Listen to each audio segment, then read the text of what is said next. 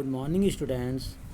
I am Rakesh Kumar, SBM Sambhal, class 8th, subject Hindi, part 4 दीवानों की हस्ती। इसके रचयिता हैं भगवती चरण वर्मा। तो भगवती चरण वर्मा जी ने यह पार्ट 4 दीवानों की हस्ती कविता लिखी है। इसका संदर्भ सबका एक सा ही रहता है लगभग कि प्रस्तुत पंक्तियाँ हमारी पाठ्य पुस्तक बसंत भाग 3 में संकलित कविता दीवानों की हस्ती से ली गई है। इस कविता के कवि भगवती चरण वर्मा जी हैं। इसी प्रकार से इसका प्रसंग भी कि इन पंक्तियों में कवि ने स्वतंत्रता सेनानियों के मस्त मूला स्वभाव का वर्णन किया है। जो स्वतंत्रता जो सेनानी हैं, जो अपने देश को जिन्होंने आज़ाद कराया है, उनके मस्त पोलापन का वर्णन किया गया है।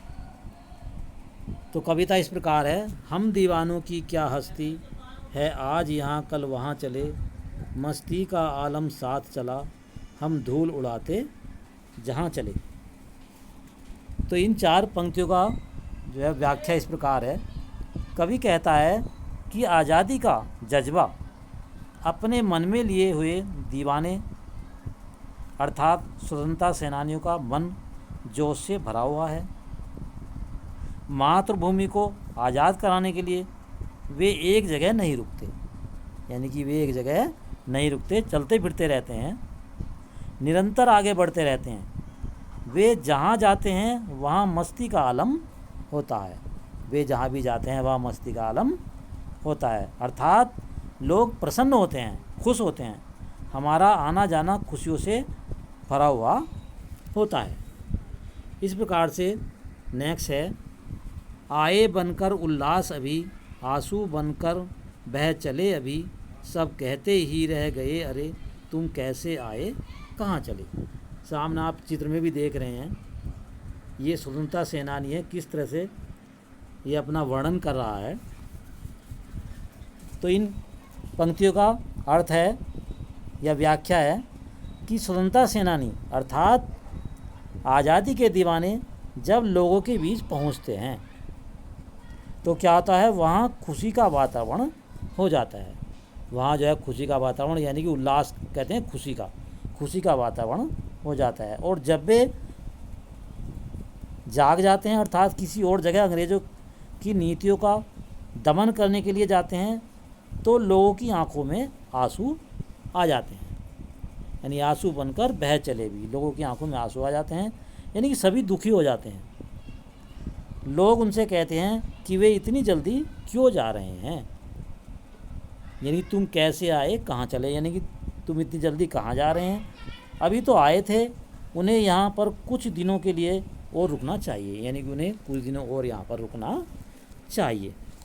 इस प्रकार से नेक्स्ट पंक्तियाँ हैं, किस ओर चले यह मत पूछो, चलना है बस इसलिए चले, जग से उसका कुछ लिए चले, जग को अपना कुछ दिए चले। इस प्रकार से कवि कहता है कि आज़ादी के दीवाने वे किधर जा रहे हैं, उन्हें खुद भी शायद कुछ भी पता नहीं, उनका लक्ष्य तो देश को आज़ाद कराना है। यानी यह मत पूछो कि उन्हें किधर जाना है, उनका लक्ष्य तो केवल अपने देश को आज़ाद कराना है। इसके लिए उन्हें तब तक निरंतर चलते जाना है जब तक उन्हें अपनी मंजिल नहीं प्राप्त होती।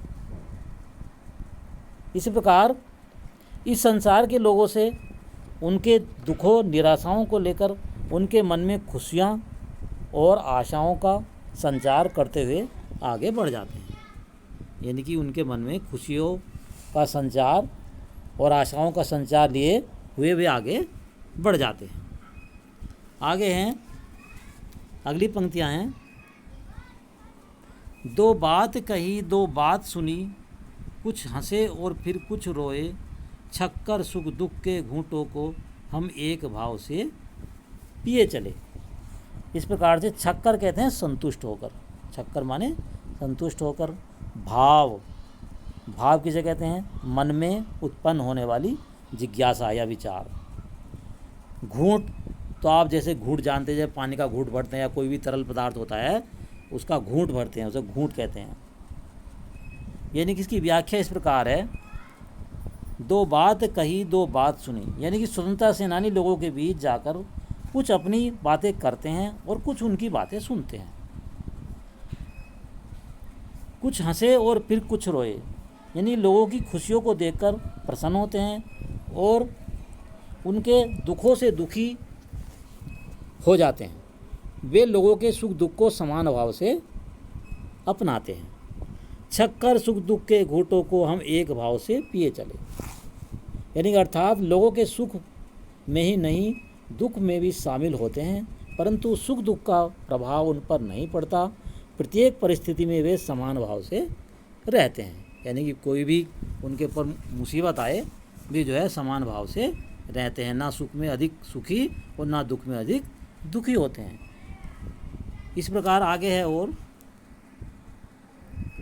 हम भिखमंगों की दुनिया में स्वच्छंद लुटाकर प्यार चले, हम एक निशानी सी उर पर ले असफलता का भार चले। यानी भिख मंगे तो आप जानते हो भीख मांगने वाले होते हैं। स्वच्छंद, स्वच्छंद कहते हैं स्वतंत्र, आज़ाद। उर माने क्या होता है? हृदय। यह है निशानी सी उर। असफलता, असफलता किसे कहते हैं? हार को। निशानी चिन्ह, और सीना कहते हैं हृदय। यानी कि भीख मांगने वालों की यह दुनिया, अर्थात जहाँ हर व्यक्ति कुछ न कुछ पाने की चाह रखता है, ऐसी दुनिया में वे अपना प्यार लुटाकर आगे बढ़ते जा रहे हैं।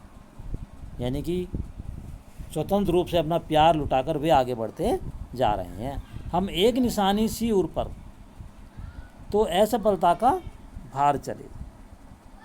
यानी कि अगर इस राह में उन्हें असफलता भी मिले तो भी वे अपने लक्ष्य पर डटे रहें और हृदय पर असफलता का भाव लेकर भी आगे बढ़ते जा रहे हैं।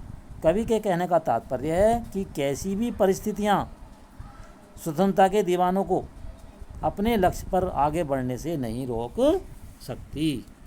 जो स्वतंत्रता के दीवाने हैं उन्हें जो है कोई भी जो है असुविधा नहीं रोक सकती। आगे है, अब अपना और पराया क्या, आबाद रहे रुकने वाले, हम स्वयं बंधे थे और स्वयं हम अपने बंधन तोड़ चले। और क्या कहते हैं कवि, क्या कहता है कि स्वतंत्रता के दीवानों के लिए कोई अपना और पराया नहीं होता। स्वतंत्रता के दीवाने के लिए कोई अपना और पराया नहीं होता, अर्थात न उनका कोई मित्र होता है और न कोई शत्रु। उनके लिए जाति धर्म समुदाय मायने नहीं रखते, वे सभी को समान रूप से देखते हैं। वे क्या कहते हैं? सभी को समान रूप से देखते हैं। हम स्वयं बंधे और स्वयं हम अपने बंधन तोड़ चले। वे कहते हैं कि हमने अपने नियम स्वयं बनाए थे और स्वतंत्रता प्राप्ति के लिए अगर अपने उन नियमों को तोड़ना पड़े तो वे उसे तोड़कर मातृभूमि को स्वतंत्र कराने के लिए आगे बढ़ते जाएंगे। इसमें कोई भी रुकावट नहीं आएगी। तो इसके रचयिता कौन है? भगवती चरण वर्मा जी हैं। ये मैंने इसका व्याख्या आपको ठीक सुनाई। आप इसे ध्यानपूर्वक से और पढ़ लेंगे और जो है इसकी कविता आप लगभग 8 पंक्तियाँ तो ज़रूर लिख लेंगे। 8 पंक्तियाँ तो आपको लिखनी है। इसका मैंने संदर्भ और 8 पंक्तियों का संदर्भ प्रसंग संदर्भ सहित व्याख्या दी है और इसके प्रश्नों के उत्तर मैं आपको दूंगा, उसे आप अपनी नोटबुक में नोट कर लेंगे। ठीक है, धन्यवाद, थैंक यू।